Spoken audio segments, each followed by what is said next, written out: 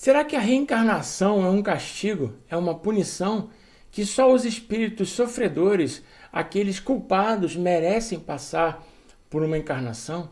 Será que é isso que acontece? Esse é o assunto de hoje aqui do canal do Mentalítico.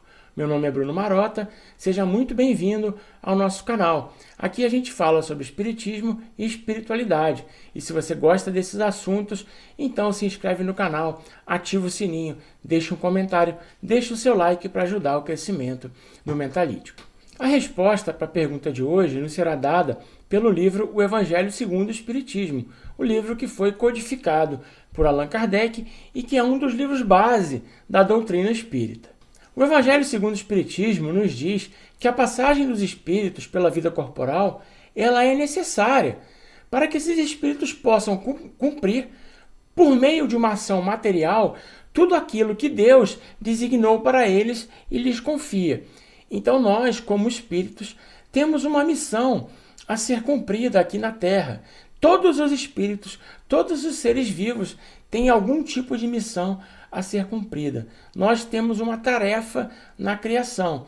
E essa tarefa, no mundo material, ela só pode ser executada mediante a encarnação, a vida no mundo material. Então, a encarnação ela é necessária para todos os seres vivos, visto que essa atividade que nós somos obrigados a exercer, ela nos auxilia no desenvolvimento da nossa inteligência. Sem essas atividades, o nosso desenvolvimento ficaria muito prejudicado, principalmente o nosso desenvolvimento moral, já que existem coisas que nós só estamos sujeitos quando estamos aqui na carne. As vontades e necessidades do nosso corpo, elas só existem, a maioria delas, quando nós estamos presentes aqui na carne. Então, o nosso aprendizado com relação à superação dos nossos desejos, esse aprendizado ele só vem durante a encarnação. Deus, sendo soberanamente justo, ele teria que distribuir tudo igualmente para todos os seus filhos. E é assim que ele estabeleceu para todos o mesmo ponto de partida e a mesma aptidão, bem como as mesmas obrigações a cumprir e a mesma liberdade de proceder, ou seja, o livre-arbítrio. E como não existem seres preferidos, não existem seres que receberam a preferência, todos tiveram que passar ou terão que passar pela reencarnação. Isso demonstra que a reencarnação não é uma punição, ela não é uma exclusividade de espíritos culpados ou de espíritos inferiores. Os espíritos mais elevados, eles também tiveram que passar pelo processo de encarnação. Até Jesus, que é o espírito mais puro, o espírito mais elevado, que já nos foi dado como exemplo, ele também precisou passar por uma encarnação. Mas o que dizem nos livros espíritas é que antes da Terra existir, Jesus já era Jesus, ele já era um espírito puro. Então a reencarnação para todos os espíritos é apenas um estado transitório, ele não vai se manter reencarnando para todo sempre. É uma tarefa que Deus impõe. E quando um espírito inicia sua vida, qual é a primeira experiência que ele precisa passar? Qual é a primeira tarefa, a primeira decisão que ele precisa tomar? É o que ele fará do seu livre-arbítrio. Qual uso ele fará do livre-arbítrio que lhe foi concedido? Então, a primeira experiência, o primeiro aprendizado que um espírito tem é a necessidade de aprender a lidar com o seu próprio livre-arbítrio. E aqueles espíritos que desempenham com zelo essa tarefa de cuidar do seu livre-arbítrio, de decidir o que fazer com o livre-arbítrio que possui, ele transpõe rapidamente diversas encarnações. Ele precisa ficar muito menos tempo reencarnando do que os outros espíritos que fazem o mau uso dessa decisão.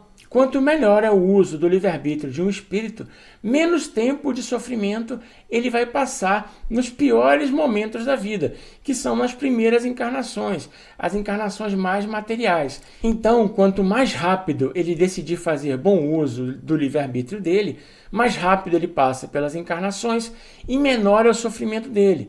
E mais cedo ele atinge os gozos e as felicidades dos espíritos mais adiantados, dos espíritos mais felizes.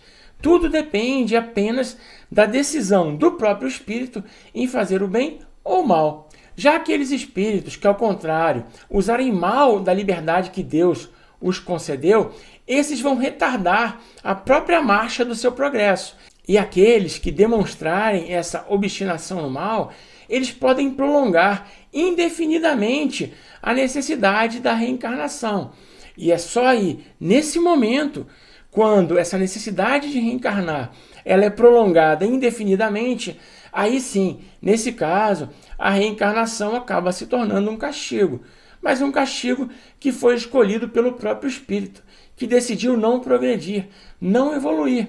E como ele precisa da encarnação para evoluir em todos os seus aspectos, ele vai ficar nesse ciclo até que ele mesmo decida sair dele. Para o espírito selvagem, que está apenas no início da vida espiritual, a encarnação nada mais é do que um meio que ele tem de desenvolver a inteligência. Já para o homem esclarecido, em que o senso moral já está amplamente desenvolvido e que ele é obrigado a percorrer essas mesmas etapas da vida, cheias de angústia, quando ele já poderia ter chegado ao fim, aí sim, aí ele sente como se fosse um castigo.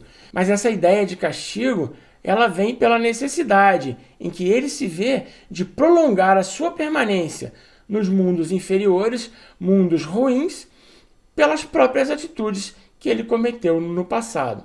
Aquele que, ao contrário, trabalha incessantemente pelo seu progresso moral, além dele reduzir o tempo na encarnação material, ele pode também transpor de uma só vez vários degraus intermediários. Degraus esses que separam um mundo inferior como o nosso de um mundo superior. E uma comparação muito vulgar que nós podemos fazer seria a pessoa estudada, que cursou até o nível superior e se formou, por exemplo, numa faculdade de algum tipo de ciência, alguma ciência mais avançada. E para chegar até lá, ele teve que percorrer todas as classes que conduziram ele ao nível superior para que aí ele pudesse ter estudado essa ciência e se formado. Essas classes, qualquer que seja o trabalho que exijam, são um meio de o estudante alcançar o fim. Elas não são um castigo que é imposto a essa pessoa que estudou. Ela é nada mais, nada menos do que necessária para que essa pessoa alcance a condição de uma pessoa estudada naquela ciência. Talvez se torne um mestre ou um doutor. Então, se essa pessoa ela é esforçada e não repete nenhuma série, mais rápido ela chega até o final. Talvez, se ela estudou muito, talvez ela consiga pular algumas etapas. Ou faça as matérias com tranquilidade, com facilidade.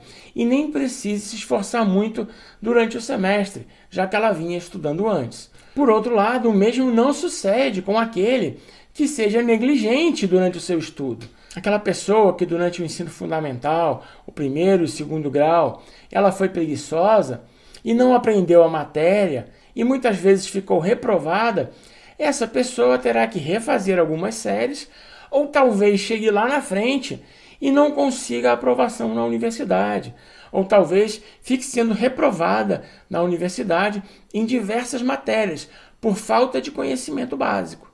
Então, isso não é também uma punição. Isso é apenas para que ela chegue lá, ela precisa estudar, ela precisa aprender. Ela não vai conseguir se formar em uma graduação ou numa pós-graduação, um mestrado, um doutorado, se ela não tiver uma base adequada.